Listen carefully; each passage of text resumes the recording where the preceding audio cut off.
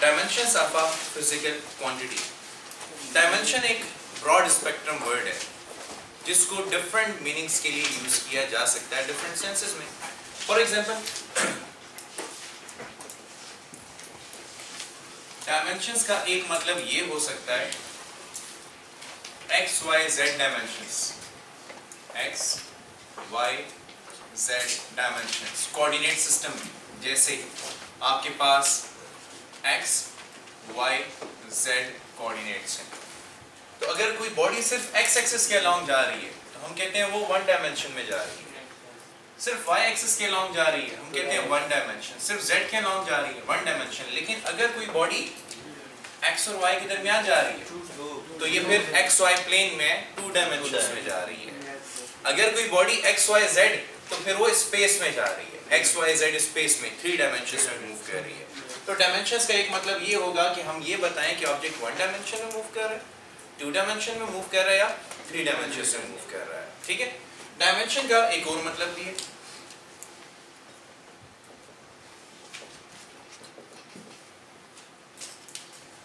Dimension से मुराद किसी physical quantity की लेंथ, एरिया या वॉल्यूम एक्सेट्रा बताना। जब आपको कहता है कि एक ऑब्जेक्ट है उसकी डायमेंशंस क्या है, फॉर एग्जांपल उसकी लेंथ कितने मीटर है, उसकी विड्थ कितने मीटर है, उसका एरिया क्या है या उसका वॉल्यूम कितना है, तो हम डायमेंशन को इस सेंस में भी इस्तेमाल कर सकते हैं। थर्ड, जब आपके पास वर्ड आता है dimensions of a physical quantity तो फिर मीनिंग बदल जाता है।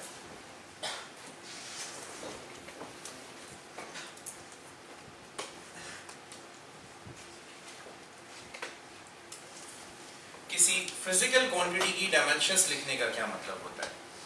देखिए, आप जानते हैं कि जितनी भी डिराइव फिजिकल क्वांटिटीज हैं वो बेसिकली 7 बेस फिजिकल क्वांटिटीज के कॉम्बिनेशन से बनी हुई। ऐसा है या नहीं? अच्छा, जैसे मैं मिसाल लेता हूँ कि एक्सेलरेशन या स्पीड ले लेते हैं सबसे आसान। Speed is the total distance covered per unit time या distance covered per unit time. अब देखें, स्पीड किन दो बेस क्वांटिटीज के कॉम्बिनेशन से बनी है? One is distance length and the other one is time. ठीक है ना? फिर इसी तरह अगर आप ले लें फॉर एग्जांपल फोर्स को, force is mass into acceleration. अगर मास की बात की जाए तो इसको हम ऐसे भी लिख सकते हैं द चेंज इन वेलोसिटी पर यूनिट टाइम।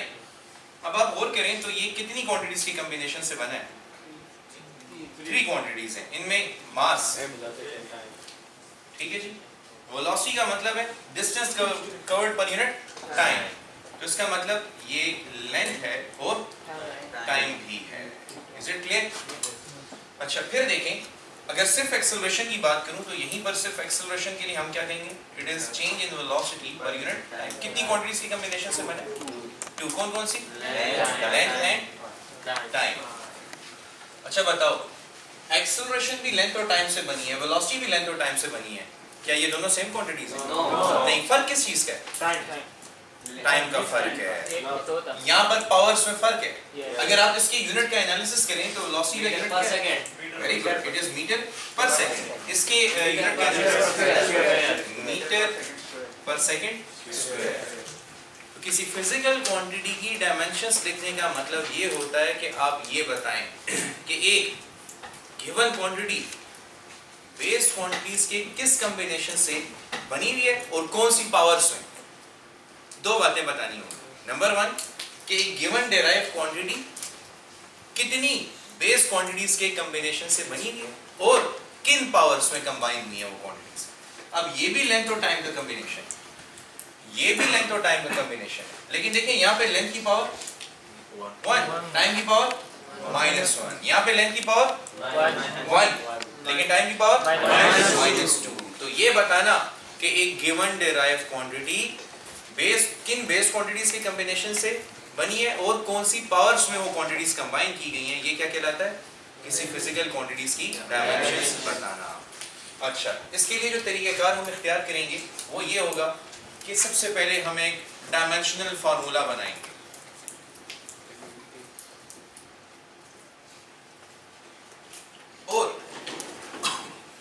डायमेंशनल फार्मूले में सबसे पहले हम बेस क्वांटिटीज को डायमेंशंस असाइन करेंगे, ठीक है। तो डायमेंशंस का जो सिंबल है वो ये है, these square brackets is a symbol of dimensions. These square brackets imply symbol of dimensions. तो कितनी बेस क्वांटिटीज है हमारे पास? 7। तो मास को हम रिप्रेजेंट करते हैं m से, लेंथ को, टाइम को कैपिटल T से, अमाउंट ऑफ सब्सटेंस को n से, टेम्परेचर को कैपिटल K, क्योंकि T टाइम के लिए यूज हो गया, टेम्परेचर के लिए K, और लुमिनस इंटेंसिटी को C से, और करंट को एम्पियर कैपिटल A से। ठीक होगी बात? ये हमारा डायमेंशनल फार्मूला है। अब इस डायमेंशनल फार्मूले के तहत किसी क्वांटिटी की डायमेंशन लिखने के लिए चंद स्टेप्स हैं, तो वो स्टेप्स मैं आपको बता देता हूँ। Steps for writing dimensions.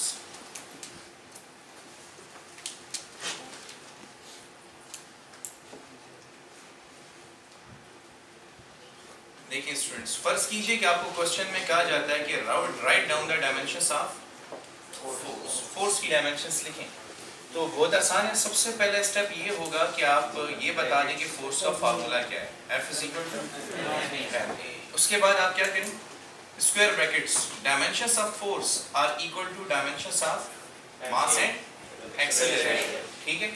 अच्छा, इस स्टेप में आप क्या करें कि मास का यूनिट और एक्सेलरेशन का यूनिट पुट कर दें। मास का यूनिट किलोग्राम, एक्सेलरेशन का unit metre per second square.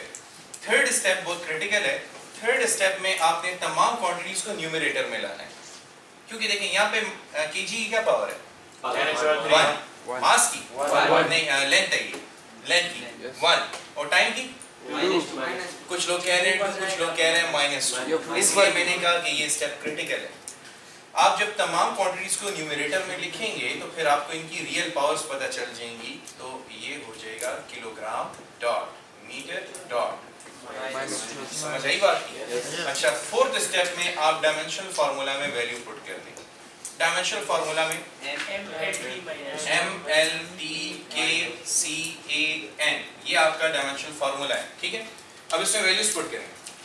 इधर मास की क्या पावर है, 1, इधर हम 1 लिख देते हैं। लेंथ की पावर 1, टाइम की पावर, अब इनमें से तो कोई नहीं है, तो इनकी power 0। Anything power 0 = 1। So we get the dimensions of force as MLT- ये आपके पास फोर्स की डायमेंशंस हो। क्लियर हुआ कॉन्सेप्ट? यस। अच्छा, अब अगर मैं आपको कहूं कि right down the dimensions of work, तो लिख पाएंगे? Yes sir. वर्क, तो मैं आपके लिए क्वेश्चन लिख रहा हूं, आप लोग वर्क की डायमेंशंस पाएंगे। अच्छा, फोर्स को जुबानी रटते हैं MLT-2, क्योंकि बहुत सी जगहों पे फोर्स यूज होती है, इस वजह से मैंने पहले फोर्स ही करवाई है। तो आप ऐसा करें कि as an example and try, आप write down the dimensions of work. चलें,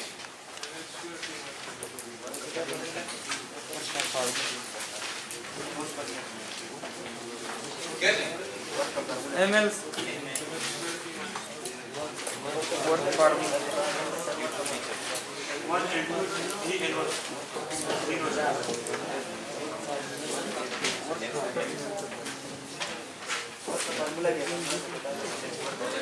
हो गई है? बस कुछ लोग स्मार्ट थे, उनको बड़ी जल्दी पता लग गया क्या है। ML2 let's see how square. देखिए, कभी कभी पुराना काम हमारी हेल्प करेगा। पहला स्टेप क्या है, वर्क का फार्मूला। वर्क का फार्मूला क्या है, F into force into displacement या distance covered by the body, ठीक है। अब फोर्स की डायमेंशंस हमें पता है ना, तो हम डायरेक्टली ट्राई कर सकते हैं। सेकंड स्टेप में the dimensions of force are and the dimensions of distance, तो लिख देंगे। थर्ड स्टेप में डायमेंशंस ऑफ फोर्स क्या है, MLT- डॉट, बल्कि डॉट डायमेंशंस ऑफ ये भी S L है। L है, तो L into L स्क्वायर तो M L square T minus these are the dimensions of work clear हुआ? Yes. अच्छा, एक और एग्जांपल कंसीडर करते हैं। C write down the dimensions of universal gravitational constant G। अगर हमें कहा जाए कि यूनिवर्सल ग्रेविटेशनल कांस्टेंट G की डायमेंशंस लिखें तो कैसे लिखें? कर सकते हैं? Yes, sir. चलें सॉल्व करें, मैं थोड़ा सा टाइम देता हूँ फिर मैं ट्राई करता हूँ।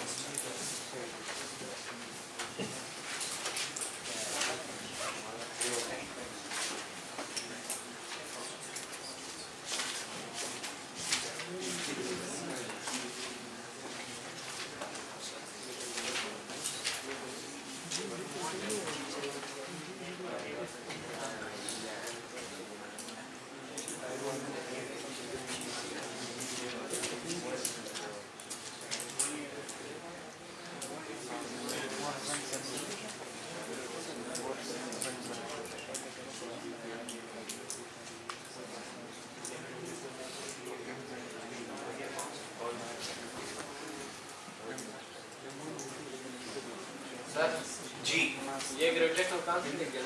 हाँ जी, न्यूटन यूनिवर्सल ग्रेविटेशनल कांस्टेंट जिसकी वैल्यू आपके पास 6.67 × 10⁻11 न्यूटन मीटर स्क्वायर पर kg स्क्वायर। तो आप यूनिट को डायरेक्टली देख के लिख सकते हैं डायमेंशन। Yes. क्या डायमेंशंस आएंगे? Force So tell me, it will have the dimensions of Newton metre square और kg स्क्वायर। तो न्यूमरेटर में सबको Newton is m l t minus dot m square dot k minus 2 kg to power minus 2. So you get m l t minus 2 dot L2 L2 and m minus 2। ठीक है?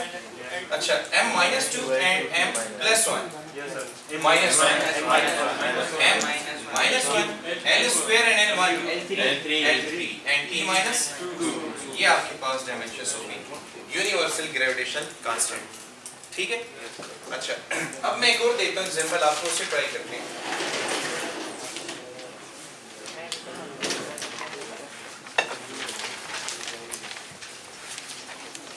Epsilon naught, the permittivity of free space. Yes sir Epsilon naught is the free space permittivity.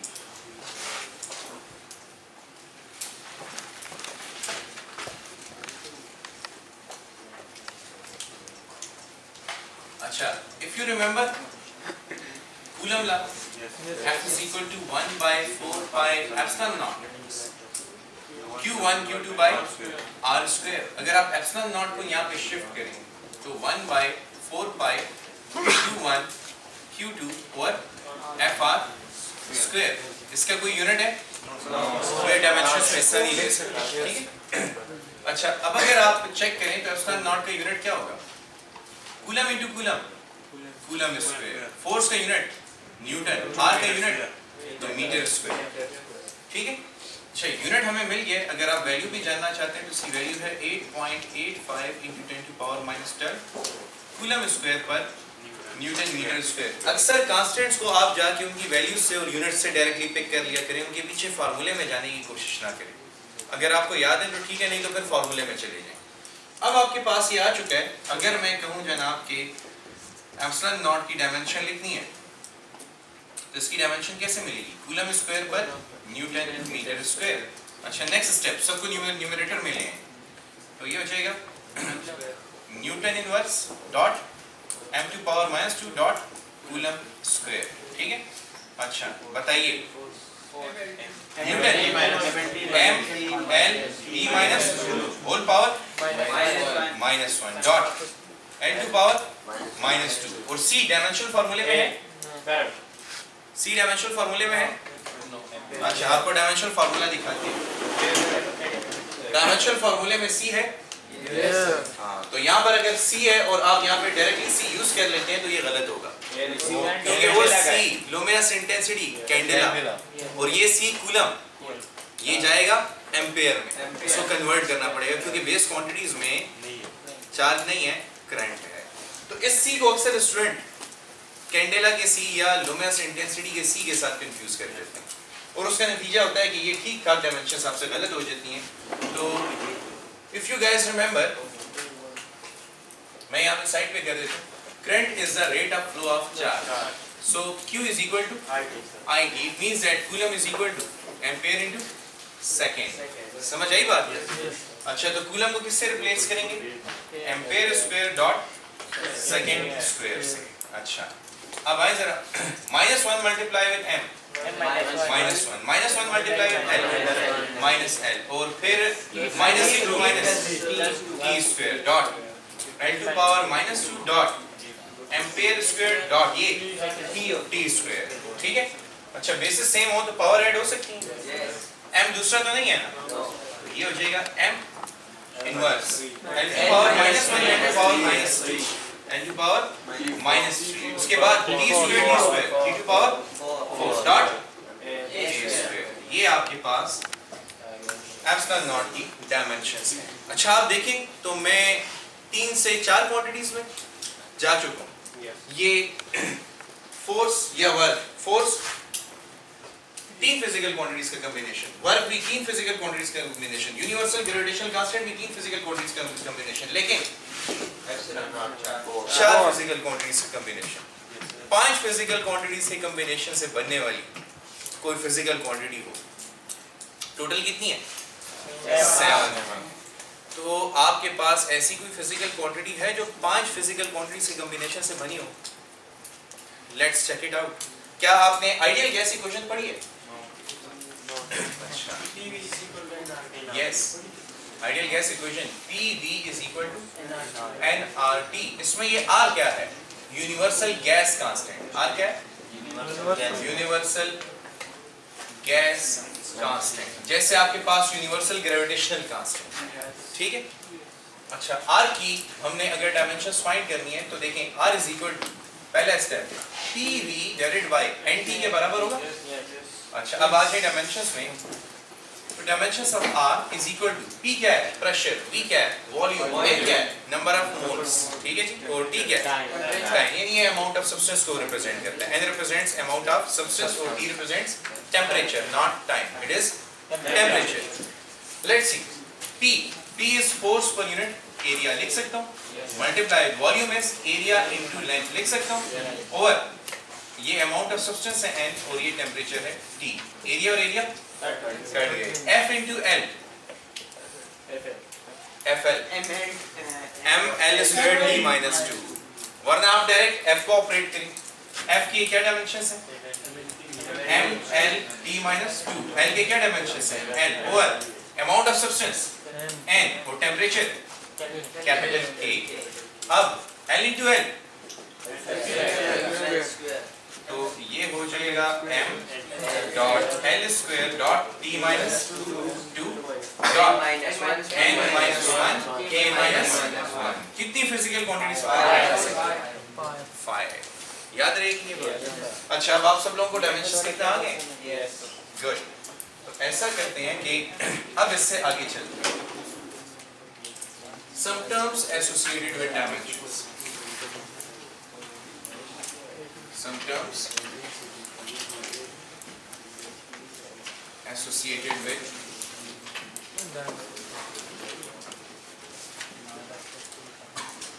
dimensions.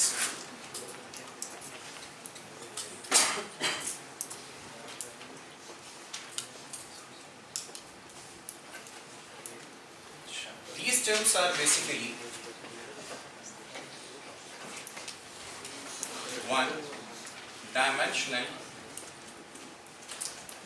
constants,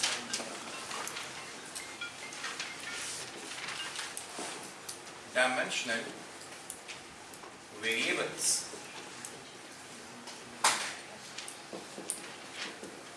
dimensionless constants, and dimensionless variables.